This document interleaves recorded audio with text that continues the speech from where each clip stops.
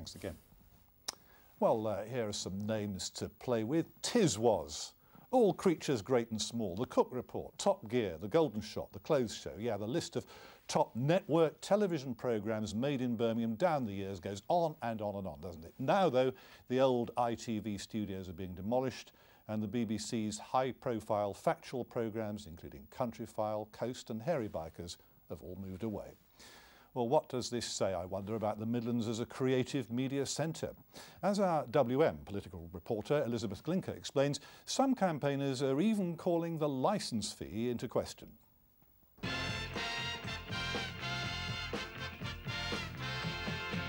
The Midlands was once a powerhouse of TV production.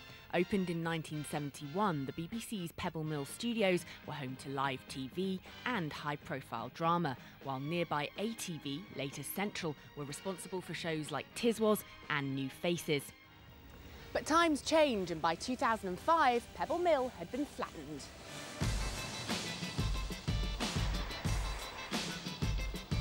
And after more than a decade lying empty, the nearby ITV studios are now set for demolition.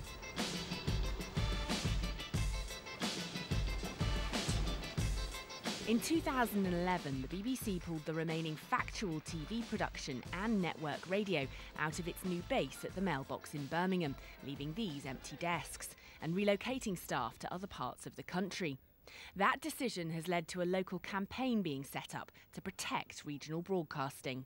We've allowed them to get away with it in a way that Scotland or the north of England or Wales wouldn't have allowed it.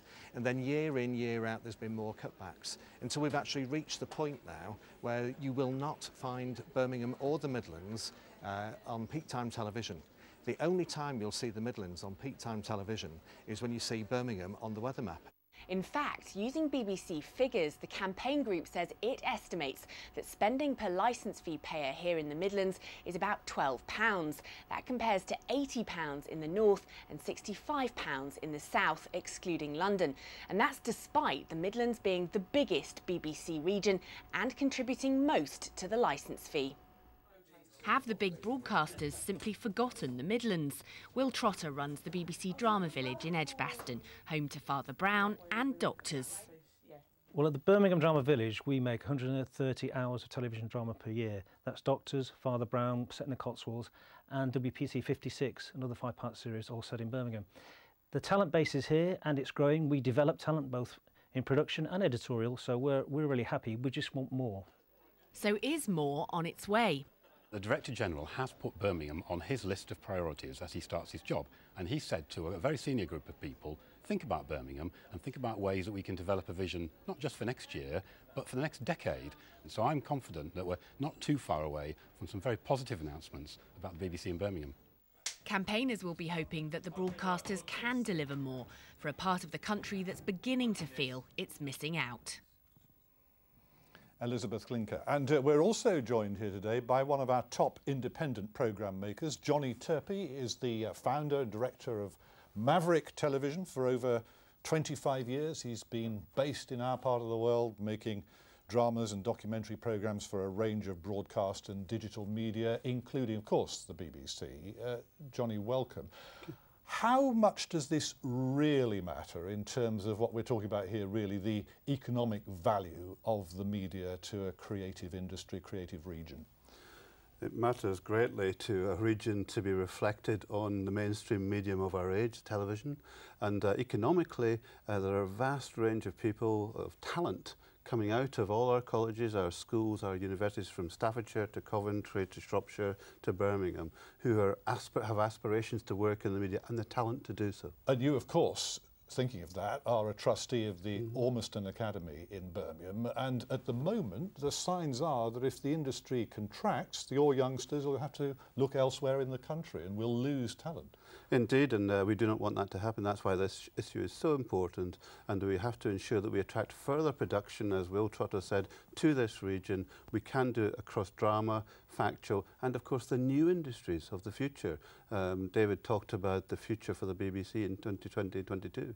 Well, the future is going to be a digital future, including television, and that's the big opportunity for Birmingham and the Midlands. But isn't the story, I mean, we focused there on the big sort of monolithic structures like Pebble Mill and the old ITV building, but aren't we moving increasingly towards smaller buildings, smaller businesses, smaller enterprises? You don't need the major channels producing these major set-piece series anymore, do you?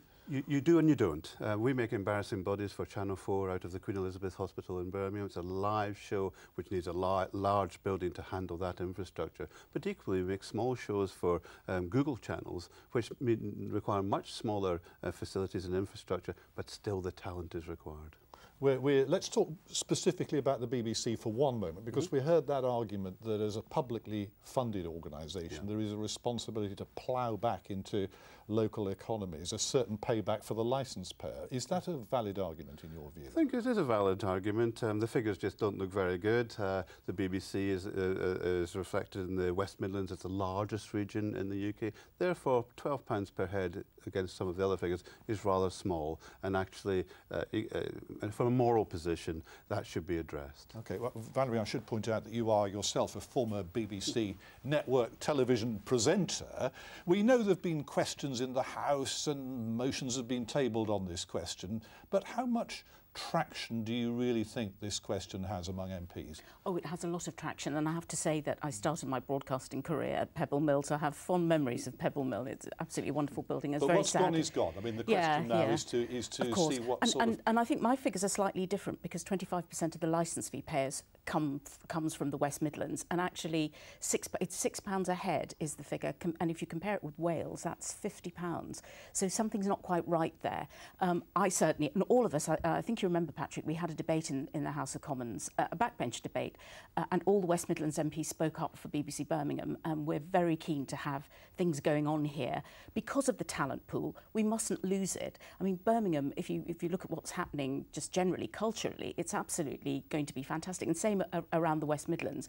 It's a much more diverse area, and you can actually give kids a hand up, and they can come out of school, do all sorts of things. It's a fantastic employer, Philip, the BBC. you have the distinction in this present company being the only person who isn't involved in broadcasting in one way or another. Are we sort of overstating the economic importance of it, in your view, and the retention of talent question as well? Well, being on the other side of the camera, so to speak, is I value more than anybody else, or probably know the value of how much news, local news, is to local people. You can really help them understand what's going on, and so that they can make decisions. And we have great creative talent across. But at the moment we have a situation where I could say, you know, talk is cheap, but there's not much evidence of anything happening, is there? Well, I'm going to write to Tony Hall. The Director General of the BBC? Yeah, I'm undertaking to do that. But it's not just the BBC we're talking about, I should emphasise. We're broadcasting generally. This is public money, and hopefully once you start bringing commissioning back in here, back to Birmingham, then it sort of has a kind of a ripple effect, and other people come through too. So we want to see ITV back too. I mean, there is also the question of, you know, the portrayal of the Midlands, our part of the country. We are broadcasting within the Midlands. We represent the Midlands to Midlanders, but there are wider questions here, sure. Well, I think that reputational value of being on television and having your cities and towns and regions reflected on the mainstream channels and beyond internationally is incredibly important for a region, and that helps economically as well. Reputation of cities is very, very important in the global world that we're all living in and working in now. I mean, I've challenged you to say what is actually going to happen rather than just sort of talking about the subject. If I ask you to sort of project ahead and say what can a digital media city like Birmingham be famous for in the future, what sort of thoughts would you have? I mean, you can really do anything now. The sky's the limit in terms of what, you know, you've seen how the programmes have changed. You see how we make programmes in a slightly different way. So I think there's so much creative talent around. It's for that creative talent to think about where the future lies. Brilliant opportunity to sell the region. We've got a great history. We've got a lot of talent. So programmes around that. And one thing we're lacking is a soap. I know it sounds ridiculous, but if you've got a soap... Well, we used to have Crossroads, of course. Exactly, we had Crossroads. So if we had something that continually was selling the region on the television, that's the sort of thing. A soap? What would you suggest? A soap with a young and diverse community that we are might be just the job for Birmingham and the region. Well, interesting to speculate, but thank you for the here and now, at least, to all of you. Particular thanks to you, Johnny, for being with us here today. Well, now for our regular round.